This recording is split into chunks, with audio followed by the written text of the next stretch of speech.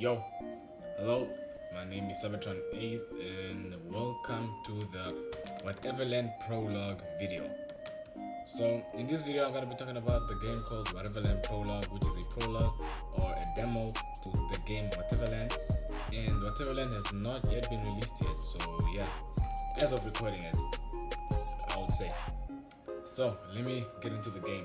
So if you buy the game from the Steam store, it'll say that a prologue to Whateverland, an upcoming point-and-click adventure set in a bizarrely beautiful hand-drawn world where everyone gets what they truly deserve. Experience the beginning of the journey of Vincent, an unfortunate thief who can either find a way out or stay trapped there forever. So you're gonna be playing as Vincent, trying to escape Whateverland. That is, the main. That is what is driving the game basically. So let me get into the game design and music of how I felt personally. So I think the game gives you a vintage feel, would I say? It feels old, kind of, a classic, that's what I mean. It looks classic and formal, kind of. I don't really know what to say. So they have intriguing music, that feels old, but I'm not saying old as in classic, because usually when you say old, people, they usually straight just go to like reggae or classical and stuff like that, but I'll probably have it playing somewhere around in the background so that you guys can see what I'm saying, and I'm just saying it really sounds good. The game looks like it says hand drawn, so it looks like pencil art, good pencil art, it is beautiful, it is obviously subjective, it is by your choice, so you choose whether to say it's beautiful or not. I don't have to say much about like the world is in, like how it looks like, the different types, not the different types, are like the different art forms they use to create the world, basically to paint the world, because you don't really get to explore much of it in the prologue. So maybe when the full game comes out, you're gonna get to explore more different types of settings, But yeah, the characters are interesting, and they seem like to have all of them have their own aim, and they seem to be like they're all doing their own thing. They're not necessarily like they all want to escape.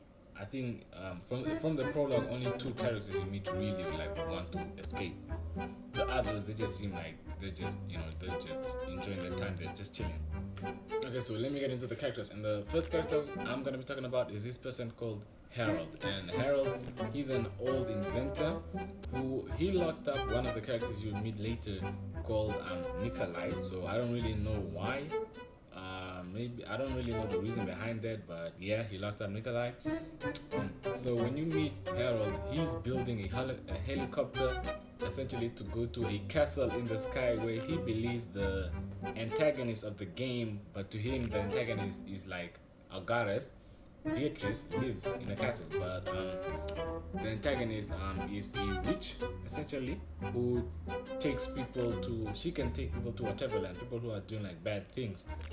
Nikolai explains it in the game, But yeah, that is so far what I have to say about Harold. Me calling Beatrice a witch, maybe I'm just narrow-minded, who knows. Who's this goddess you were talking about? Are you mad? How can one not know Almighty Goddess? The one who created this world. Listen up, you nitwit. I shall tell you the truth that nobody else has the guts to accept. Our Madam created this world to test our resolve and choose the most worthy of us to stay by her side and roam the earth for eternity. You'll hear people calling her the witch, but that just proves their narrow-mindedness. Eddie. So Eddie is a poet raven, and yes, you heard that correct. He's a raven who's a poet. Before you go, you must absolutely hear my new poem. Okay. By the road so blue yet homely, haunted by dark witches only, where reigns Beatrice at night, on a bloodied throne sits tight, I have roamed this absurd land, touched by fire, your lonely friend. It's not finished yet, so I'd appreciate a second opinion.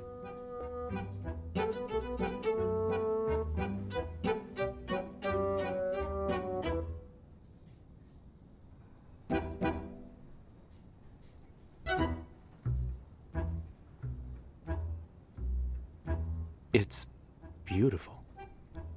And I mean it. Finally, I knew you were a man of culture. I wish you luck on your journey, my friend.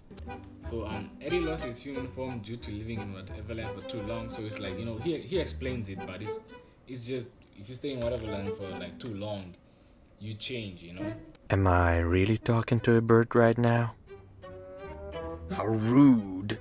First of all, I'm not just a bird, I'm a raven, a proud and clever creature from the Corvidae family, so show some respect. It is not my true form, of course, but I lost my human image a long time ago.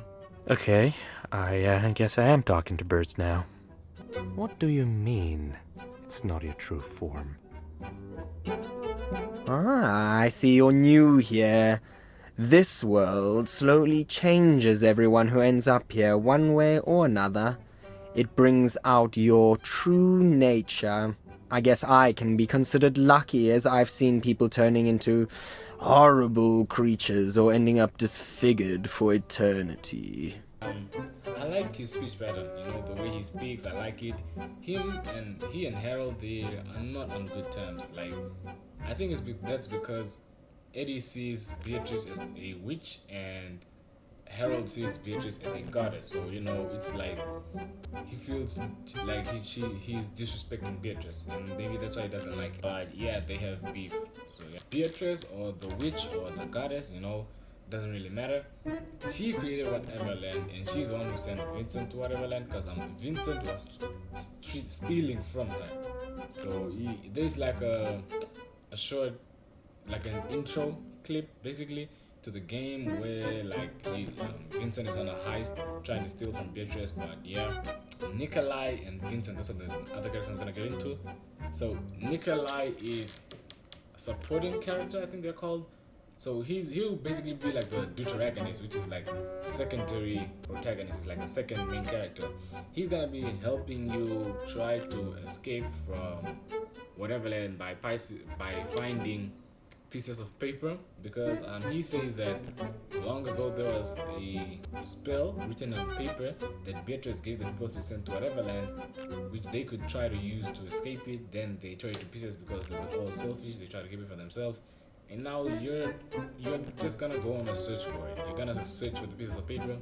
And when you start off the game, like the prologue, you don't find any piece of paper, because like some games they do that, where it's like when you start off you get like one objective done or something like that, of the main thing or something. But yeah, no. So yeah, and when you first meet him, he doesn't seem like really trustworthy, because it's like he's I'm still here.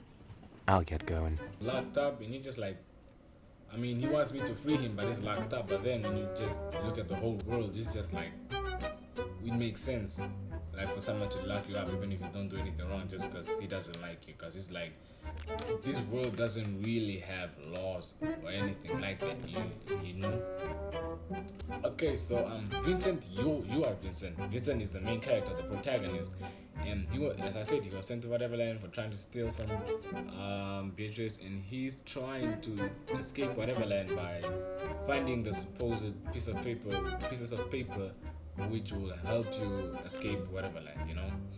We just have to trust Nikolai and, you know, hope that he's correct.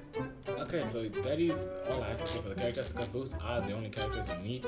Beatrice, you don't really hear much about her other than she's a witch. She created Whateverland. She made a spell for people to escape it. But yeah, the game seems calm, you know. It seems intellectual kind of, and I guess that's because of the classic feel, you know. Whenever something gives you a classic feel, it also gives you like an intellectual feel, like it's very smart. I guess that's because of like when you see something old, you're always like, That's all. It probably has a lot of wisdom. Yeah. I would like to know where like the different type of places, the pieces of papers will be found. What they'll have to do to get those pieces of paper, and like the different types of people they may end up meeting, the different types of characters and stuff. Settings, everything. Just like I just want to see like it. It really got me interested in the full game. Because I'm not gonna lie, when I just saw the pictures on the Steam store, I thought it was gonna be a horror game, a scary game or something. And it's just a nice point and click game, It can get you like you can try to get invested in the story. I mean, like every character has like some crazy story, but you can kind of like link it to like normal people and stuff, or like to real life. But yeah. So if I were to rate the game, I would rate it a 9.25 out of 12.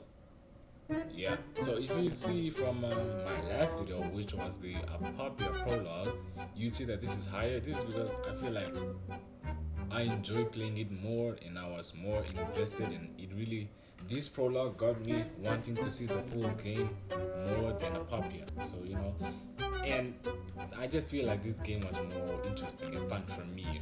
It's all subjective. I can't really say anything, but I'll rate it a 9.25 out of 12. Yeah. Just me with the decimals. Okay, so yeah, there you have it, Whateverland Prologue, and I'm doing prologues right now because it's like, or not even like just prologue, I'm just doing like all the games that I speak about, they're either prologues or short games, because I don't want to have to like do a 30-minute long video on a long game or something. So I just do prologues and these short games and stuff, so just something I can easily quickly talk about, not take up most of your time, because it's a foundation. I mean, it's my starting point. Why do I have to give you an hour-long video? Like, you don't even, you're just building. So, but yeah, there you have it. If you like the video, leave a like. If you want to see more content like this, subscribe. And as I said, gameplay, I'm still gonna try and get I hopefully in this video I put gameplay, just for the stuff I was doing, but I actually want to do like full-on playthroughs alongside the reviews. I feel like it'll be way better, and you can get way better reference to what I'm saying, understand it more. But yeah, that is it. And as I already said it, leave a like, subscribe, consider subscribing. That's what I always say.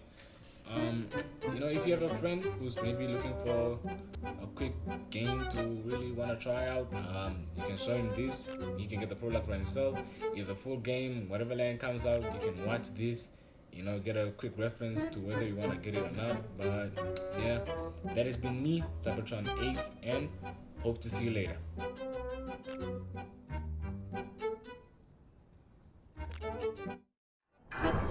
Now, will you tell me what's going on? I'll try to keep it short. You did something to upset Beatrice, didn't you? Well, the thing is that she's an ancient and powerful witch, so she sent you here, to a place where she throws away stuff she doesn't need, or people she can't stand. It exists in some kind of a weird loophole or whatever, so nobody can get in or get out of here themselves. Also, time works differently here, so nobody ever dies. At least not physically, if you know what I mean. So, people don't age here. It's just your soul that gets wrinkled, not your face. That's not too bad.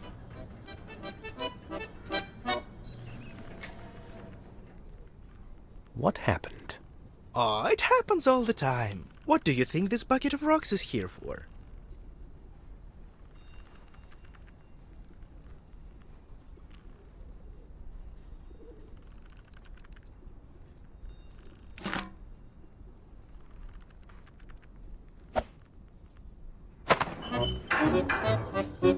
The thing is, this place brings out the worst in people, and when they give in to their vices, which we all have plenty of, they begin to transform in different ways. Yeah, I already talked to a bird. Is this why you have ghost legs? Bingo! Some of us get used to the changes, but I don't fancy becoming an actual ghost at all. And the worst part is that you can't predict these things. It just happens, or doesn't. Have you ever seen a baby pigeon? Because I haven't. Isn't that weird? Maybe they're sacrificing them to some pigeon god. But then, why haven't they all died out? Questions, questions.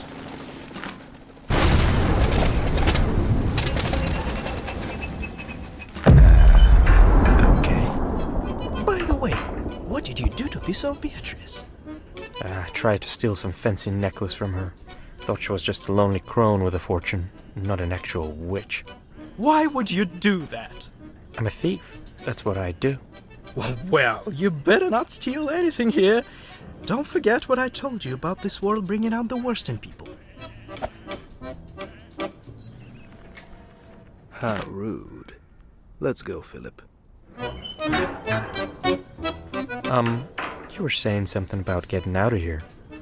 Oh, right. I already told you that nobody can get in or get out of here themselves. But there is in fact a way to summon Beatrice and graciously ask her to let us both out. Keep talking. A long time ago, Beatrice left a spell to the first inhabitants of this world, which allowed them to summon her. But humans are greedy bastards, so everybody wanted to have it for themselves. In the end, they tore it into pieces, and each of them took one. Everyone thinks it's just a legend. But I know the spell exists. We just need to get all 7 pieces. That's funny! I could have crossed this ravine without the cable car. I keep forgetting that I can fly, you know. No, I don't. Alright, so what's the catch? There's no catch. You see, I'm not very well liked here for a completely unknown reason, given my charming nature. Also, my semi-ghost situation keeps getting worse. That's why I need your help. Are you in? I'm in. I knew you were the one to get me out of here. Oh, and one more thing. Does this place have a name or something? Ah, sure. It's called Whateverland. Whatever what? Whateverland!